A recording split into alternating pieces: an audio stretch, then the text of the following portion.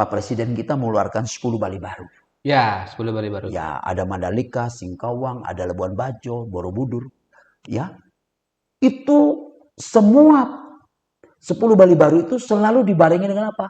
Sportourism Iya, olahraganya. pasti. Pastinya. Ya, ya, yang paling simpel aja mungkin orang ngeh Hmm. adalah Mandalika, kan ada sirkuit Mandalika. MotoGP di sana. Sirkuit MotoGP, bayangkan itu. Pariwisatanya langsung naik dia. Iya, Nah, langsung heboh itu. Labuan Bajo sekarang lagi loh. Hmm. Akan naik itu. Nah, kita Bali, Perda sudah ada, pasal yang mengatur tentang pariwisata olahraga. Kalau tidak segera dipergubkan, waduh bahaya saya pikir. Nah, Kalau kita bicara budaya, Bali ini sudah purna bakti. Sudah purna bakti, sudah tidak bisa dikalahkan lagi. Nah, penguatan budaya ini perlu ada olahraganya, penyiapan. Ya sarana fasilitas olahraga. Ini yang belum ada kita. Itu belum ada. Kalau ini digandengkan, waduh mantap sekali kita. Jangan ditinggalkan, boleh perlu jangan ditinggalkan siapapun yang menjabat pimpinan daerah nanti, apakah Pak Koster melanjutkan atau siapapun pengganti Pak Koster, walau wahalam lah, silakanlah. Masyarakat yang menentukan. Mohon olahraga Bali dijadikan prioritas juga. Hanya kata kunci, hulunya fasilitas, hilirnya prestasi. Itu kata kunci. Fasilitas ini tanggung jawab dari pemerintah. Ya, sehingga rakyatnya bisa berprestasi. Impossible. Kalau dia hanya mau bicara prestasi, sementara penyiapan fasilitas nggak ada. Jangan bicara gitu, Pak.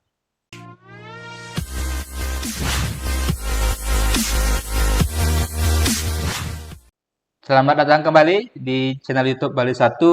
Ini kita sebelumnya sering banyak bicara politik, tapi sekarang kami ingin memberikan warna yang berbeda.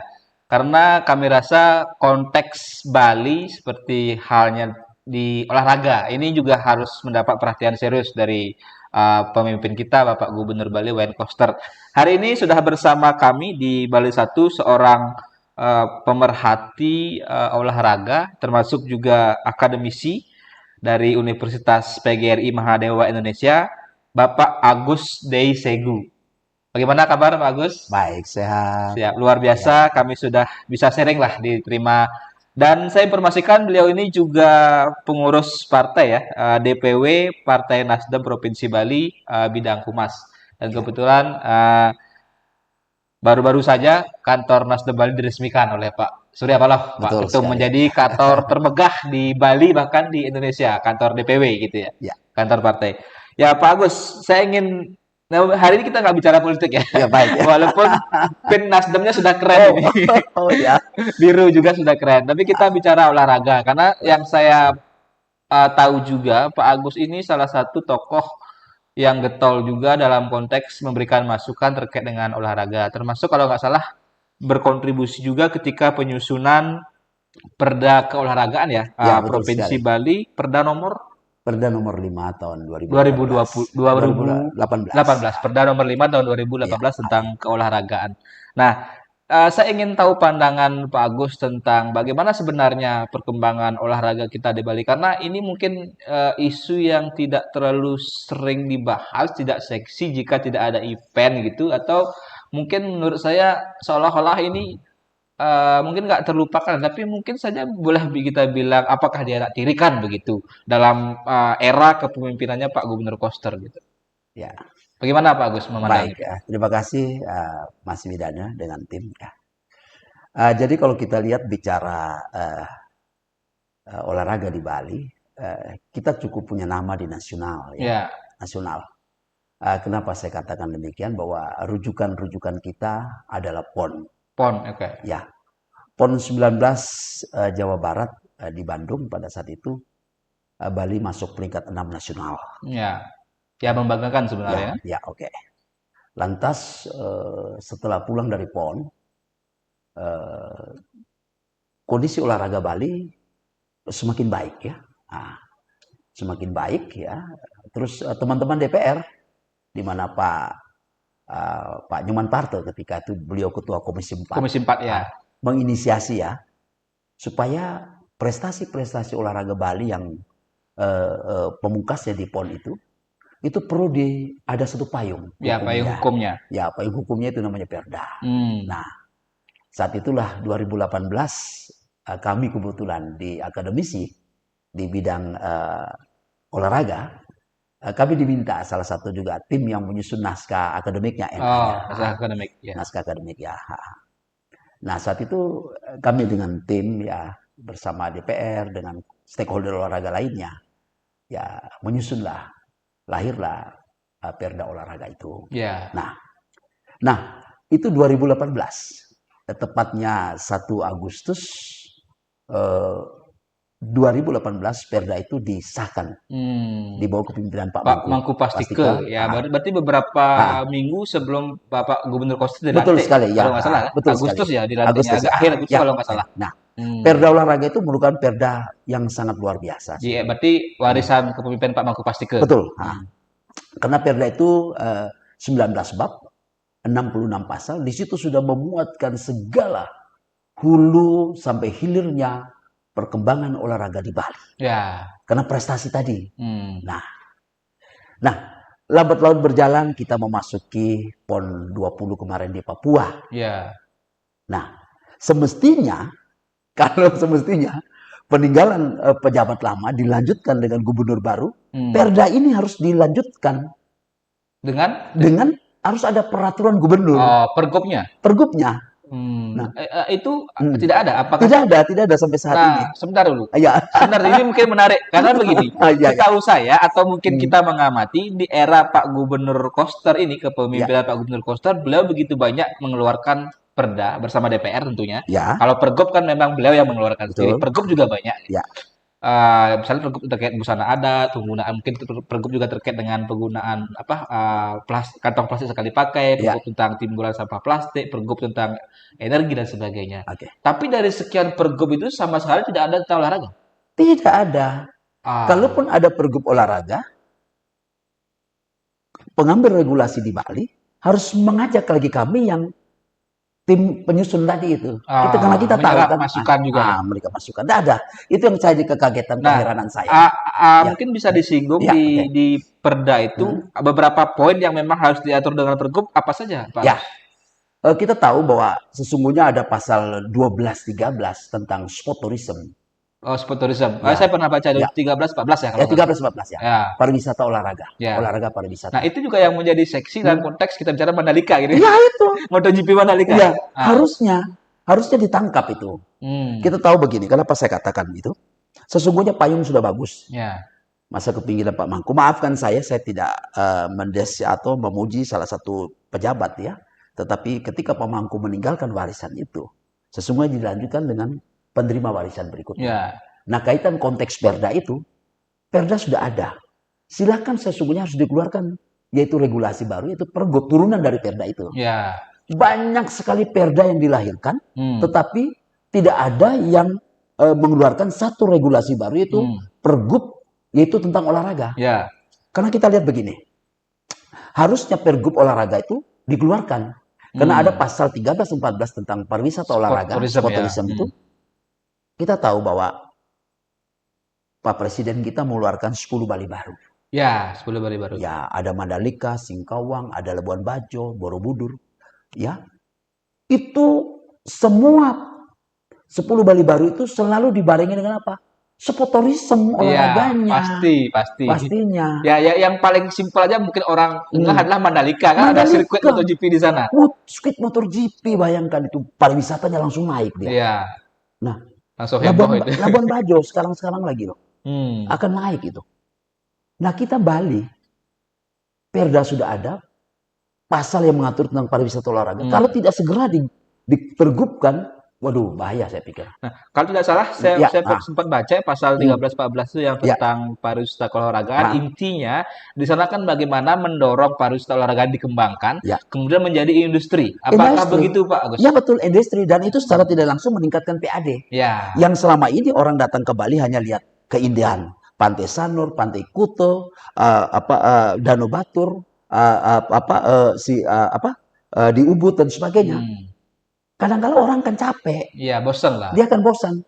Coba kalau kita kemas dengan pariwisata olahraga, dengan event-event, dengan event-event, apalagi berkelas bukan, internasional. Pak, saya yakin dan percaya itu pasti orang datang.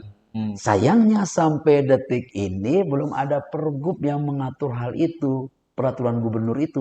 Harus ada turunan segera. Ya. Turunan Nah, itu. apa dampaknya ketika anggaplah mungkin Ya. sport tourism ini benar potensinya besar, tidak digarap serius, kemudian payung hukumnya juga tidak diperkuat dengan Ya. pergub.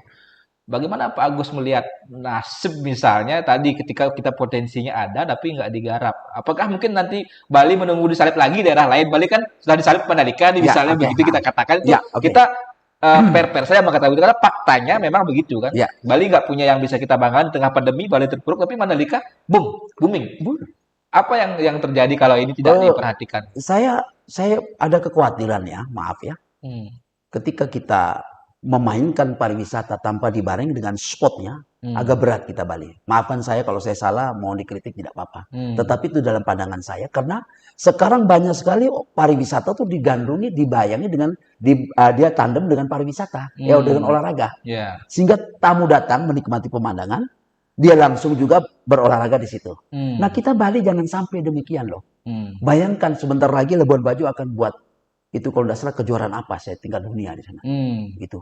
Nah, orang hanya datang mampir di Bali, ganti pesawat berangkat ke Bajo. Orang datang turun di Bali, ganti pesawat ke Mandalika. Oke, ke Bali hanya kencing saja gitu. Yes. Itu yang berbahaya. Dia akan nginep 5 malam di Labuan Bajo. Dia akan nginep di Lombok 5 malam 6 malam. Di sini hanya 1 malam aja. Karena besoknya dia harus berangkat ke negaranya. Itu yang harus dipikirkan. Nah, yang harapan saya itu satu, kalau memang mendengar, ya mohon perda olahraga yang sudah bersusah payah disusun itu segera dikeluarkan pergubnya lah.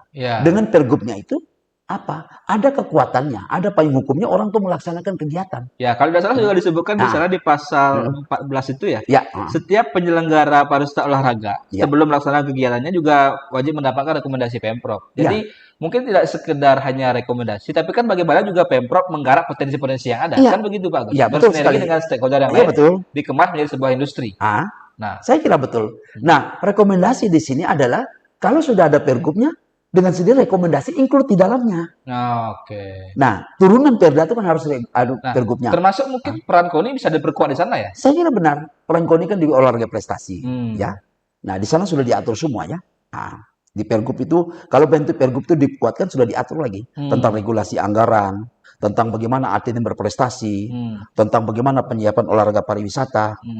Ya, ini yang harus penting itu. Nah, ini kalau bicara pariwisata olahraga, kita tidak akan lepas lagi dengan berbicara fasilitas atau infrastruktur. Kalau Mandalika bicara sport tourismnya, dia punya MotoGP sebagai ikon, sirkuit MotoGP-nya.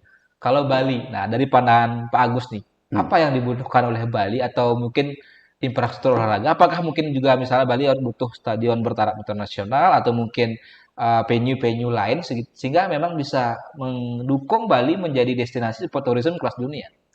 Saya kira ada 3. Yang pertama perlu penyiapan infrastruktur, yaitu berskala nasional dan internasional. Kalau skala nasional sudah ya, maaf ya, internasional.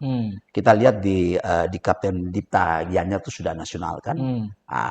Itu pertama. Kedua, kita perlu mendorong olahraga yang bersifat olahraga air. Ya, kano, dayung dan sebagainya. Itu kita punya surfing, kita punya pantai bagus ya. Nah, itu penting penyiapan serangan. Ketiga, kita juga harus yang paling penting adalah kita buat trekking forest. Penting itu trekking forest sekarang. Itu maksudnya? Ya, trekking forest itu adalah apa? Trekking forest itu adalah apa? Semacam olahraga ya, pertandingan naik gunung, turun gunung. Kita punya batur bagus, kita punya Kintamani bagus. Kenapa kita tidak buat itu? Jadi mengkombinasikan juga wisata alam gitu ya? Ya, wisata alam. Dengan sport tourism. Ya, itu. Itu yang paling penting. Penyiapan prasarana itu harus itu. Oke, kalau hotel-hotel sudah kita hebat.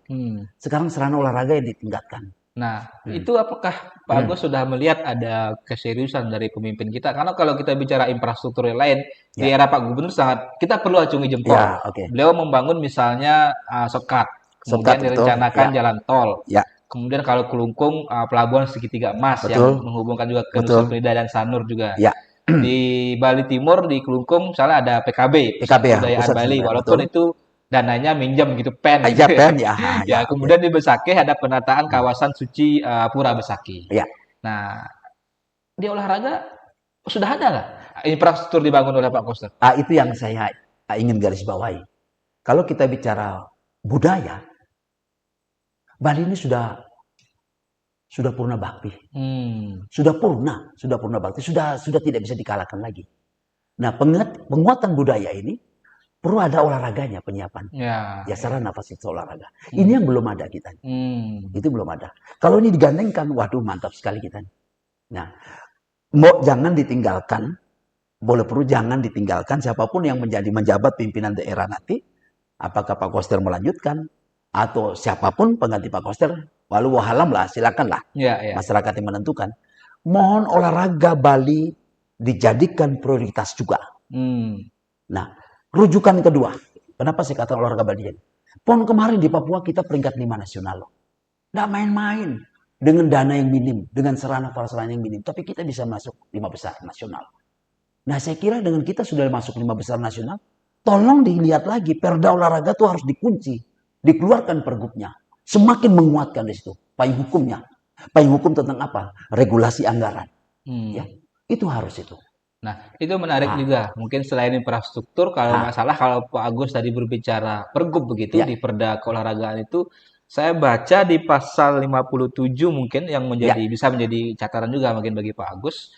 Itu di sana intinya pemerintah Provinsi Bali berkewajiban memberikan penghargaan kepada setiap pelaku olahraga yang berprestasi, atau katakan contohnya misalnya atlet gitu. Nah, ketika PON terakhir kemarin kan juga sempat ada keluhan-keluhan dari sejumlah atlet soal bonus gitu, bonus PON begitu, yang mungkin ada terlambat cair atau mungkin juga dari si nominal mungkin dianggap tidak sesuai. Nah, itu di pasal 57 itu juga disebutkan bahwa terkait dengan pemberian penghargaan kepada pelaku olahraga berprestasi juga harus diatur dengan pergub. Nah, itu juga belum ada. Belum ada. Nah, itu bagaimana Pak Agus soal penghargaan kita atau pemerintah kepada pelaku olahraga yang berprestasi? Ya, kita harus tahu loh, ingat loh.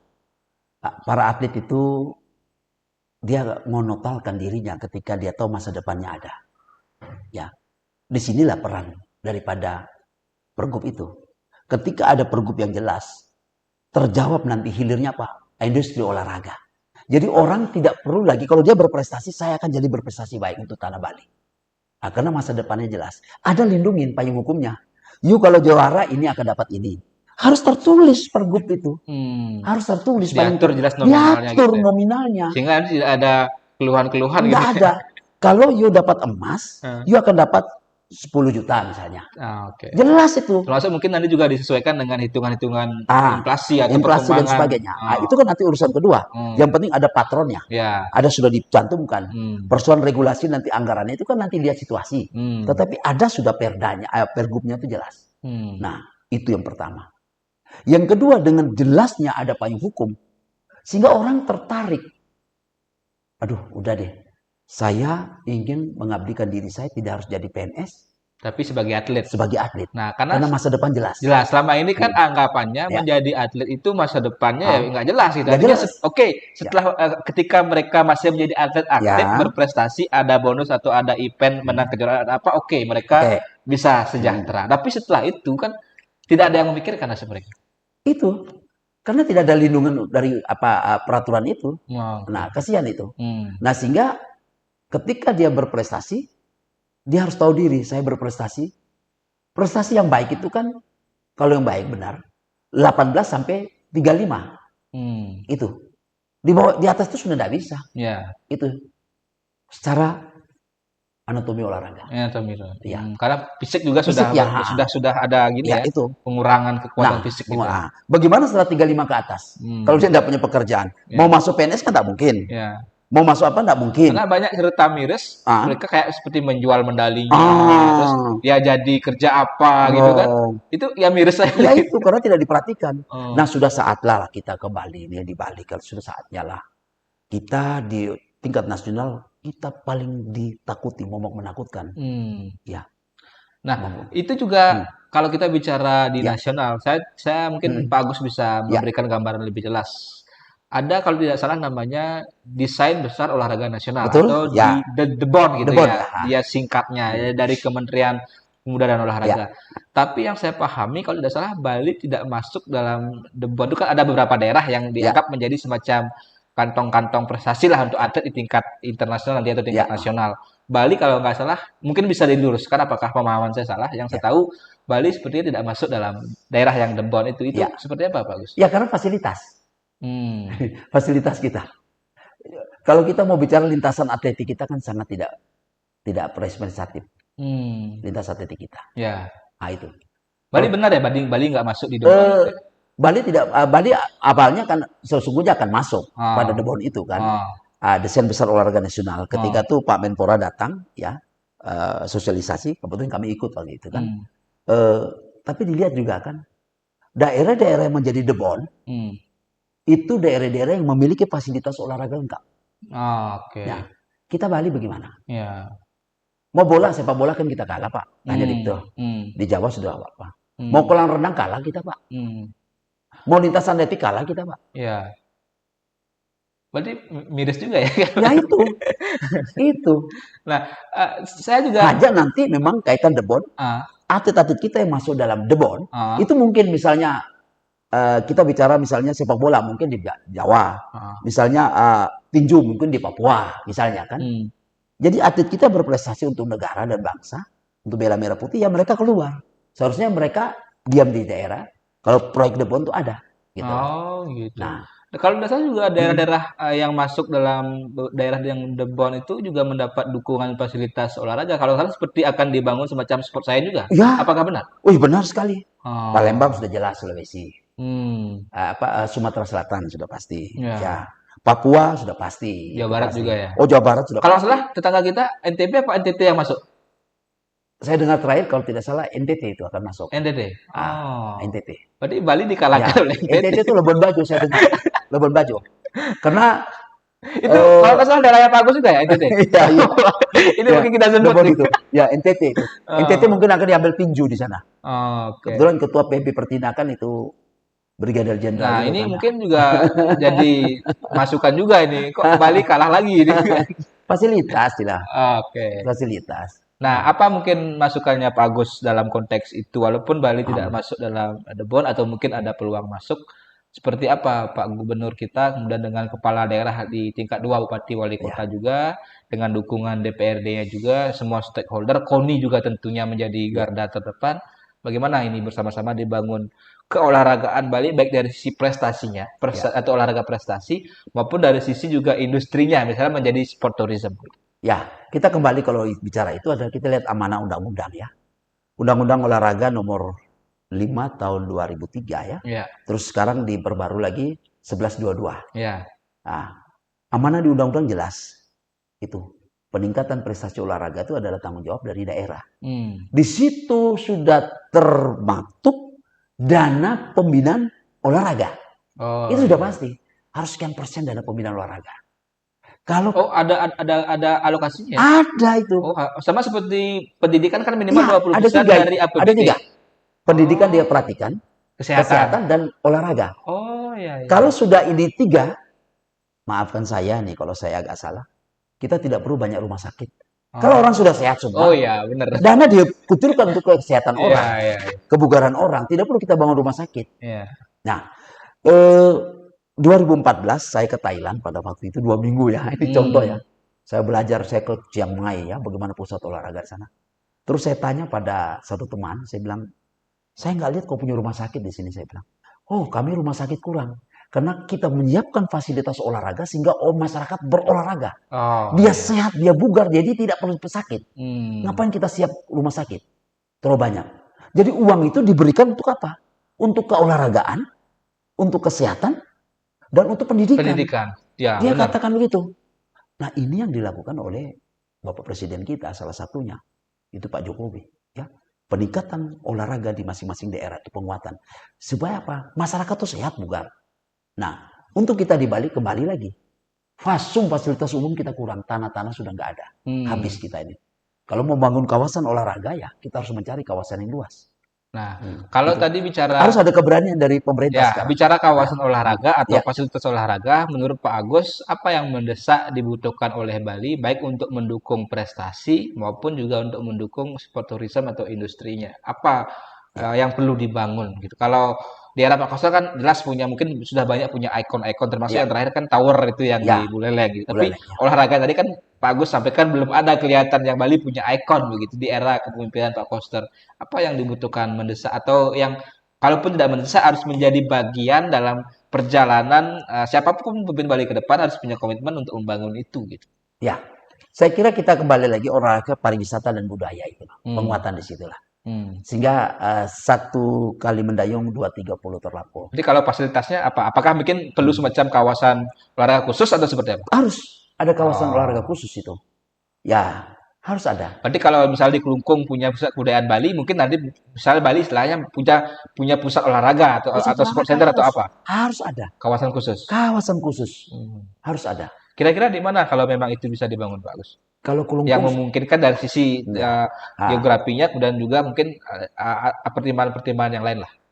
Kita lihat kalau Badung habis tanahnya ya. Maafkan ya. Denpasar lagi agak susah sekali. Kelungkung sudah diambil dengan pusat kebudayaan Bali. Ya. Karangasem saya pikir bisa juga itu. Tapi Karangasem agak itu. Yang enggak luas itu. Ya. Atau mungkin di Bangli mungkin. Di Bangli bagus. Karena kan secara hawa dia juga secara hawa cocok. Bangli cocok juga itu. Nah, kalau Buleleng sudah di sana sudah. Jadi kan mungkin menjadi bagian pemerataan juga kan. Ya, Jadi setiap daerah harus dapat ikon tersendiri. Atau Jembrana juga masih luas tanahnya. Antara Jembrana dengan Tabanan itu masih tanah kosong itu. Selemadak Barat dan sebagainya itu kan masih luas itu. Di situ aja kita mainkan itu. Bagus itu.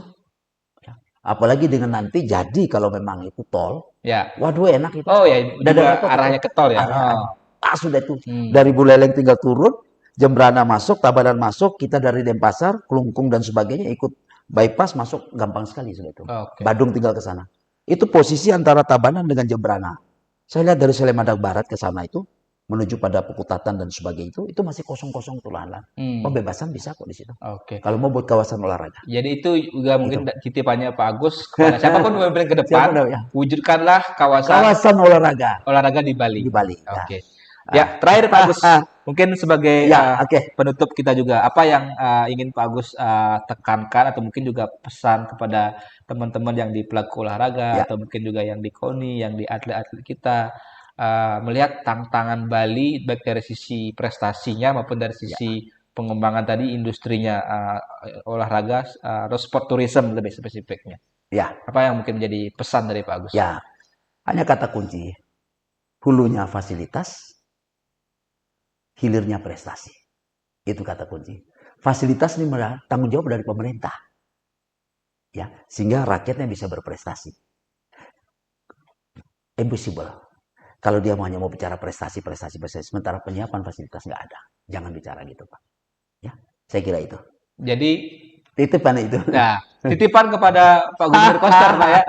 Iya dong. Ya, apalagi Eman Perda nomor 5 tahun 2018 itu harus dikerjakan. Ya, oke. Pergubnya harus dikejar. Ya. Terima kasih Pak Agus sudah sangat luar biasa. Ini beliau akan segera jadi profesor ya. Kita doakan beliau sudah dokter. Saya lupa menyampaikan beliau doktor. Nah, ini kita berharaplah beliau menjadi profesor. Mungkin di bidang olahraga spesifiknya.